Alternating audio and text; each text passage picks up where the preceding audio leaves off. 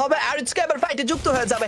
ব্লেডকে দেখতে পাচ্ছেন ড্যামেজ গুলোর চেষ্টা M249 দিয়ে, বাট এই জায়গা থেকে নিচে থাকা প্লেয়ারদের উপর কতটুকু ভালো প্রেসার ক্রিয়েট করা যাবে। ফানি গেমার 420 অপোজিট সাইড থেকে একটু একটু করে জোনের প্রেসার রয়েছে আর এসকেদের এই প্রেসারটা কাটিয়ে উঠে তার সেফ জোন সার্কেল ঢুকে পড়ার সুযোগটা পাবে কিনা। দূরে প্লেয়ার হচ্ছে, জায়গাটা পরিবর্তন করে ফেলেছে ফানি গেমার, তাদের অলরেডি মাল্টি উইন্ডো, তারা কিন্তু দখল দাঁড়িয়ে রাখবে। সামনে প্লেয়ার হচ্ছে, রাহাতের এন্ট্রি হতে পারে, এটি শর্ট কানেক্ট হয়নি, বিপদ হতে পারে। এবার তাদের পিছনে যাচ্ছিল তারা, বাট অপোজিট সাইড থেকে ব্লেডের এন্ট্রি শর্ট করে ট্রাই, বাট এবার নিজেকে কাভারটা করে ফেললো। আর নয় রিস্ক नहीं लेने का गाइस। কুট্টুসর হচ্ছে সেম জায়গাতেই, তবে পিছন থেকে একদম বাইরে থেকে ভিতরে ঢুকে পড়ে Rahat, like seriously let's go. M590 back to back damage, একটা শর্ট কানেক্ট করে অপোজিট থেকে আমিনের শট নকডাউন হতে হচ্ছে। ব্লেডের ড্যামেজ, ব্লেডের entry back to back shot, কুট্টুসের শটটা আবার কিন্তু কানেক্ট হয়ে যাবে। ব্লেড একটা প্লেটকে টেক ডাউন করে ফেলছে, কুট্টুস একটা প্লেটকে টেক ডাউন করে ফেলবে। পিছন থেকে শট ঢুকে পড়বে ডাবল ক্লাচের মাধ্যমে। পুরো ফানি গেমার 420 দেরকে বিদায় জানিয়ে দেওয়া হয়েছে আজকের দিনের প্রথম ম্যাচ থেকে।